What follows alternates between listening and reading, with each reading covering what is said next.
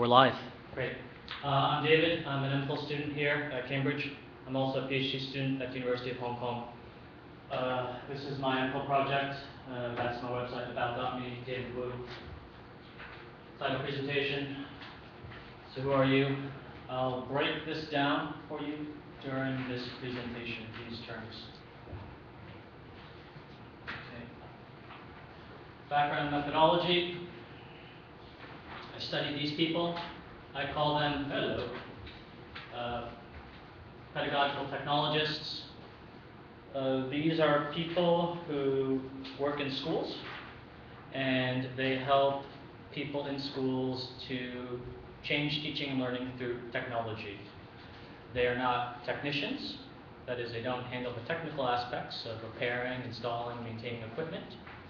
And they aren't teachers in the traditional sense. They don't really have teaching duties. They aren't standardized to a timetable and not given discrete subjects to teach, not given assigned grade levels. So they have a lot of flexibility within the organization to pick and choose with whom they work to change teaching and learning through technology. And we don't really know too much about them. Okay, my research question: what are the professional identities of pedagogical technologists in schools in Asia? Let me break this down for you. Schools, we're talking about primary and secondary schools. I was focusing mostly on primary schools. Technologists, again, I talked about this term. I actually created this term because the job is so new and the job is rare, it's emergent, there is no standard term to describe these people. So all the people that I studied, in fact, had different job titles. That's a part of the problem. I just can't say teacher and you understand. If I say ICT facilitator or head of teaching and learning technologies, maybe you will not understand. And that's part of why I'm doing this research. Identities, I'm going to break that down shortly. It's plural to show that there can be more than one identity. Identity is constantly changing. And I'm presenting three cases, so I'm presenting multiple identities at a particular point in time. Literature gaps. All right, after reviewing literature, because of the way technology is changing teaching and learning and changing schools, well, roles are also changing to support technology in schools. So we don't know too much about new and specific roles to support technology integration in schools. We know about technicians, but what about these guys who are full-time pedagogical support for technology integration in schools, but they aren't teachers, they aren't principals, they aren't administrators, they're just something else, a different kind of animal. We don't know things about how many there are, in fact. We don't know about things like where actually are these people. In the United States, they're usually based at the district level, but they're not school-based. A lot of mainstream schools don't actually have these people, and their districts don't have these kinds of people. Professional identities. In general, in education, this kind of field is emerging, understanding teacher, professional identities, these kinds of things. Well, if we don't know much about these people, then we don't know much about their professional identities too. We just have a lot of anecdotal evidence by reading about professional identities of other people in schools, other educators. What is and what influences professional identity? In general, doing my literature review, I realized, wow, a lot of times, a lot of people will just talk about professional identity in their research and never clearly define it. It's ambiguous, even in a lot of published papers. Okay, so this is my theoretical framework for professional identity. This came after my literature review. This is how I envision professional identity. We are in this physical and abstract community. And that means something. That means that, well, when we know something, we do something, and that we're recognized for it. For example, right now we're in this community because you're recognizing that I'm speaking. And I'm a presenter, and you guys are like the audience, right? We're performing these roles right now based on our competencies, and because we're in this context right now, we can understand these things, these identities. But if, for example, if I were to do this in the middle of the street, just on Hill Road, like, I would not be identified in that way. If I were just to start speaking like this in the middle of Hills Road, I would get a different response. Right? I would not be recognized in this way. Okay. So my research is about what do these guys know, these technology integration specialists, how do they perform it, and how are they recognized or not recognized within their community. This is how I collected data, primarily from interviews with these pedagogical technologists. And then these are for triangulation purposes. I did this first, it influenced this, I went, and again, this is the most important thing, primary interviews. Okay, I developed 3 cases. Why cases? And what are the limitations of cases? I wanted to present their voices, their take on their professional identities, what influences them. I also, what else did I want to do? The purpose of cases, I think this is very important. I've had misunderstandings and presented my research before. It's not about making generalizations about populations or universes. This is not about making generalizations about all these technology integration specialists all around the world. That's not the point of a case. You can't generalize about the universe with a sample of 1. All right, so let's just get that across. But the idea of a case is that we can touch on different theories, we can make analytical generalizations. We're not making generalizations about everything, we're just making generalizations about ideas. It touches and taps on ideas. Okay, ideas about validity as well. In writing these cases, because I focused on persistent voice, I wanted to make sure, number 1, that the voice is actually accurately captured, right? So I feed these things back to the research participants, these 3 pedagogical technologists, they get back to me. So there's a degree of validity there. Internal validity, that is what this person's saying consistent? Well, I look for that through triangulation, right? By interviewing other people, by looking at documents, just making sure that what they say is consistent. Concept validity, and this goes back to the original problem. If we're dealing with a new animal, how do we know that the animal is in fact a new animal? Right? If I'm talking about all these technology integration specialists, how do we even know that they fit within the parameters of what I'm studying? And that's why cases are important, because then you go explore, you go in depth, and then you can create and collect evidence to say that that really is a pedagogical technologist. It's not just a teacher or, in fact, a student or something. I'm not mistaken. That there's actually sufficient evidence to say that I'm actually studying what I want to study. External validity, and this is a bit problematic as well. How do we know that these participants' voices resonate with anything else? That's just not a really nice opinion. How would I say this? That what this person says is applicable to the actual phenomenon. Because everyone can have different opinions, right, about a certain phenomenon. And I think the point of having cases is, again, just to make analytical generalizations, present their voice, but also this leads to further research as well, to perhaps make statistical generalizations. So I'll touch on external validity as a challenge to some of the things that we found in these cases later on. All right, I developed 3 cases, and I positioned them in this way. So we have people who are new technology integration specialists. They used to be teachers in school, but now they have this new job in the school. Then we have people who have been in this kind of role for a long time in schools. Now we're going to talk about recognition, being recognized or not being recognized in a community. We have people who are seeking to just, when in Rome, do as the Romans do and just trying to fit in, right? Someone who's new, it's like I'm a new teacher, I'm in school, I'm going to act like a teacher based on what I see around me, right? So the same thing goes for these technology integration specialists. Then there are people who don't want to be recognized in the way that they are currently recognized. They want to change the way they are recognized. And I present 2 cases of people who are just trying to change the way people understand their identity in the work context. to technology integration specialists. Okay, now I'm going to tell you some stories. First, Steve. He is the neophyte. It's his first year as a technology integration specialist. And he's just looking to be recognized. He's happy to be there. So he's going to learn how to be a technology integration specialist by just observing and following what he sees other people do. Right? And it's like being in the dark, right? You can't see anything, but then you see a light, and naturally you're going to gravitate towards the light rather than just go over here or go over here or go over there. Because, well, it provides a sense of direction, right? You're starting out, you need a sense of direction.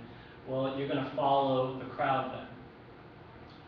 Challenges to all of this in being recognized for Steve tends to be, well, if you need to learn everything, you need to really pick and choose carefully what you learn. So if you focus on this kind of technology, this kind of pedagogy, which is important for being recognized as a technology integration specialist, well, you can't focus on this then, right? So you have to make choices about what to focus on, what kinds of performances you need to be recognized.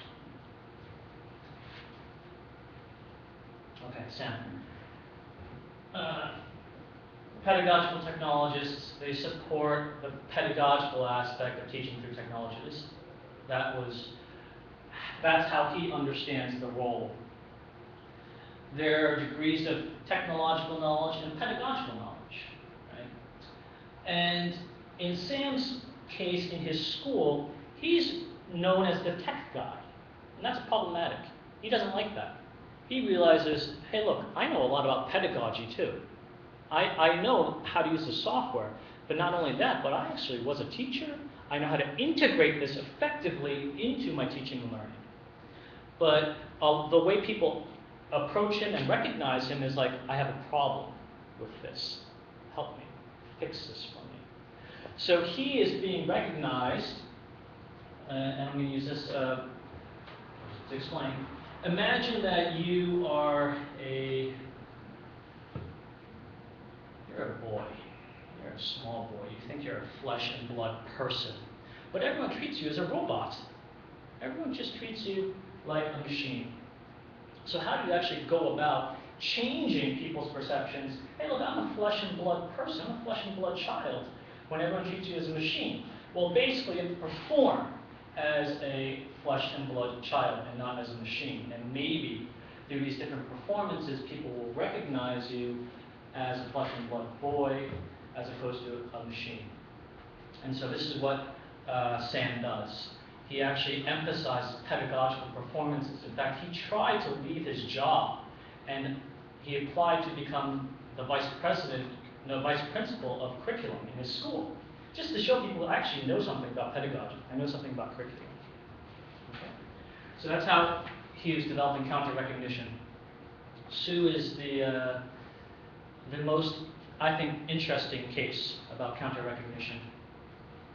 Sue is the only woman of these cases, and in fact, I've written 8 cases across my MPhil and PhD projects. She's the only woman I've studied, and she's extraordinary in that sense.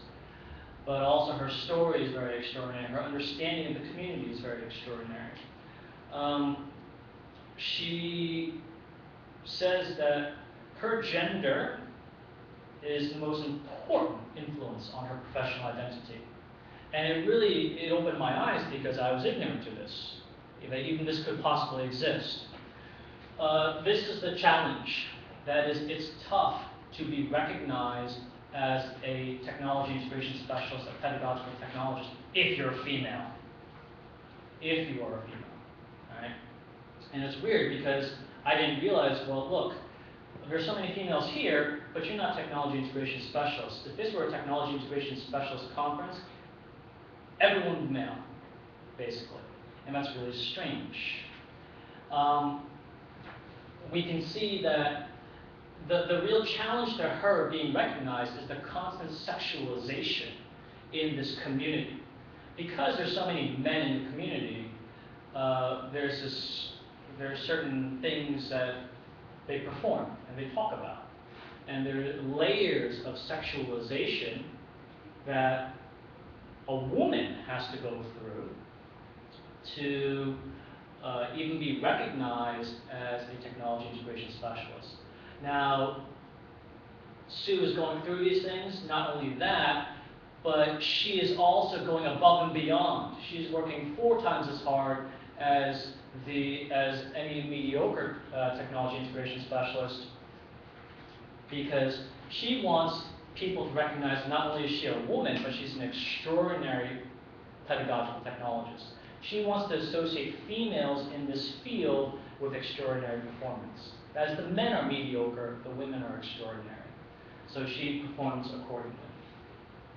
And we can see that this resonates with a lot of literature on female computer scientists, females in hard sciences, and there's some kind of correlation there.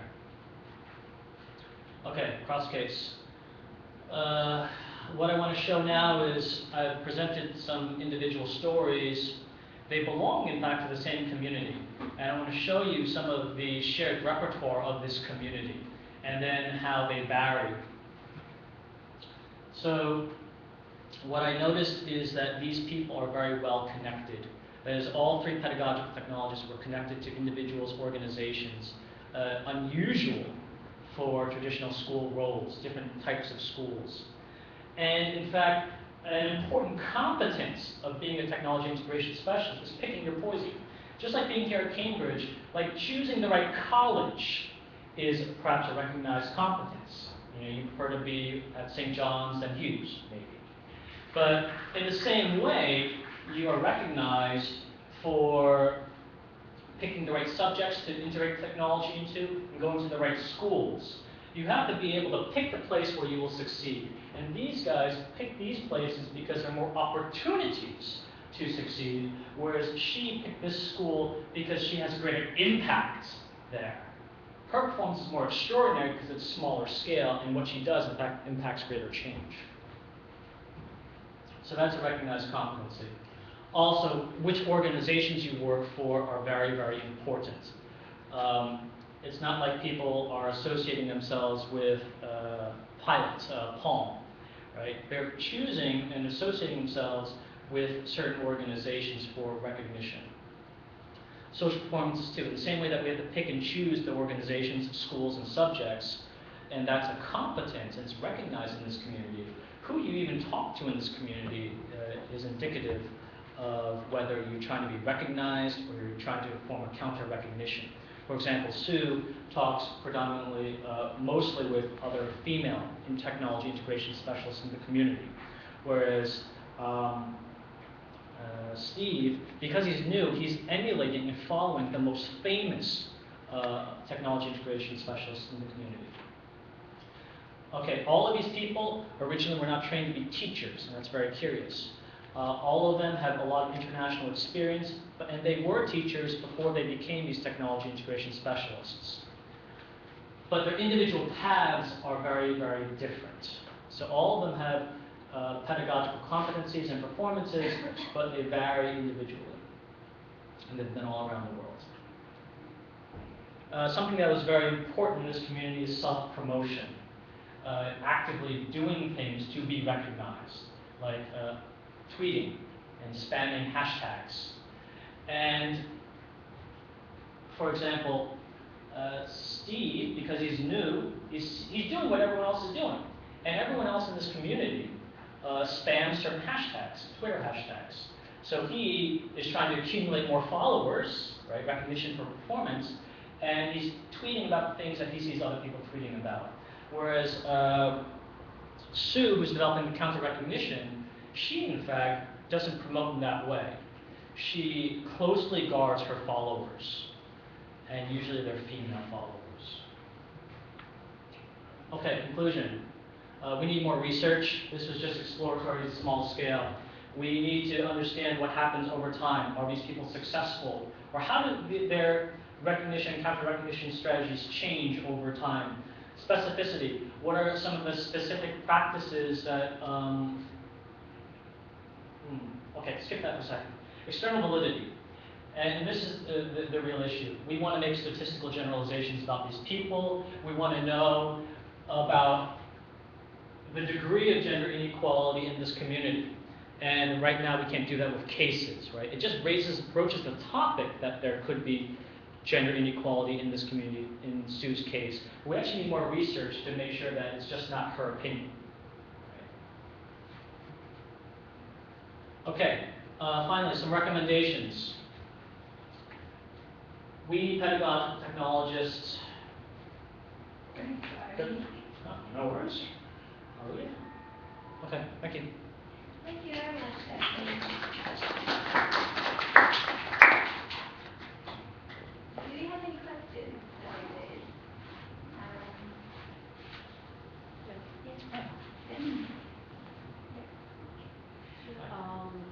You mentioned that you did or you conducted 8 cases in your research. Were all about individual teachers or group of teachers? Okay. In my PhD and MPhil theses, I've studied 8 of these pedagogical technologists. And each case, the unit of analysis is that person. Right? So it wasn't a group. And these people are, again, not teachers in a traditional sense. That is, they don't have a timetable, teaching timetable. They aren't assigned maths or content area to teach. They aren't assigned a grade level. So, again, even the way you problematize this phenomenon is the reason why I'm doing the research, because these people are not teachers. Where the name that you gave them, Sam, Stevens, so real name or No, just? These are pseudonyms. And that was a part of actually working with these people, is coming up with the right pseudonyms for them. And that was a very good experience too. Coming up with some of these metaphors so to help protect them, but also to help convey these ideas. Thank you. Thank you. Yeah, my question actually about the method of data analysis. Which method exactly do you use to analyze the collective data? Say that again, sorry. I mean, the method that you use in terms of data analysis. Good. Is it narrative discourse analysis? I mean, in which area really your research was lying on? In which method of data analysis?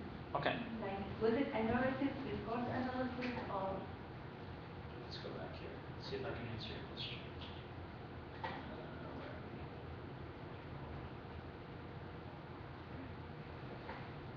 So based on this framework here, and I take this from community of practice literature and understanding what an identity is. I developed interview questions based on these competencies, performances, and recognition. And my questions were based on, I developed questions based on these. And then I had these primary interviews. And after these primary interviews, I used them to be able to code the answers to these questions. And then from that, I was able to start determining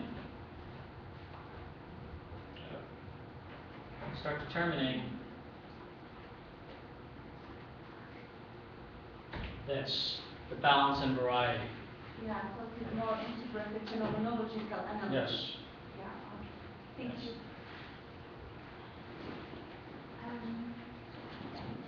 So you've said before they're not teachers. I'm just wondering what exactly is the role of these people in the school? Like, what are they actually doing day to day? Is it IT support? Is it curriculum development? Are they, what exactly are they like?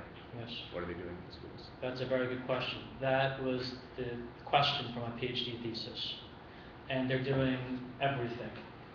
And that's the real issue. So if you have these para-pedagogues, we just can't pigeonhole them. We want to think in discrete units, right? Think teacher does this, student does this, principal does this, technician does this. But then we have people who have a bit of administrative work, a bit of technical work, but they primarily work with all kinds of school stakeholders. Not only primarily the teachers, but also the students and the parents and the principals and then other organizations. And they learn about professional development of technology integration, and then they apply it to all these stakeholder bodies in different ways. Informally, water cooler kind of stuff. Also in planning meetings, curriculum teams, grade level teams. They also do it with parents, like informally, or parents' nights. These kinds of things where it's that's the way I could generalize that these people do a lot of different things. I'm trying to think, like, from the school's perspective, you want to hire a person to do, what is this role that you're hiring this person to fill? Yes. Like, what is it? We're hiring a head of computer science or something, or is it like? A lot of people What exactly? don't have a good idea. Actually, in several of the schools, these people were hired without a job description. And we have to implicate the international school environment because it is a competitive marketplace, right? And if people are doing this and you want to get on the bandwagon, and a lot of these people were hired with ambiguous outcomes in mind. That is, you just have this person, and then the person starts performing the role. And that leads to certain problems, too. Like in the case of Sam. Because the school has never had this role before, people can only recognize him for being a tech guy. They can't recognize him the way he wants to be recognized. It's like, I actually am quite useful, and I know quite a lot about actually using these in the classroom and effectively integrating to help the school. So it's, I guess, very situational, and it can be very, very broad. Okay, thank you. My interest is on looking at identity as well. So I would like to know, when you started your primary and your secondary questions, how did you manage to winkle out to these people what their identities were without asking them directly? How long were your interviews? How many questions did you ask? Did you ask a few and then let them free flow? Or did you ask them structured ones? Okay, I went from free flow to structured. And I allowed these people to talk about their experiences first. And then I got down to specific questions about the competence and the recognition and the performance. Within the one interview? Or did you go back a couple of times? It was one primary interview, 1 hour each. I was aiming for 1 hour each, but what happens in research is I understand that some people like to talk more than others, and then they just start digressing a lot.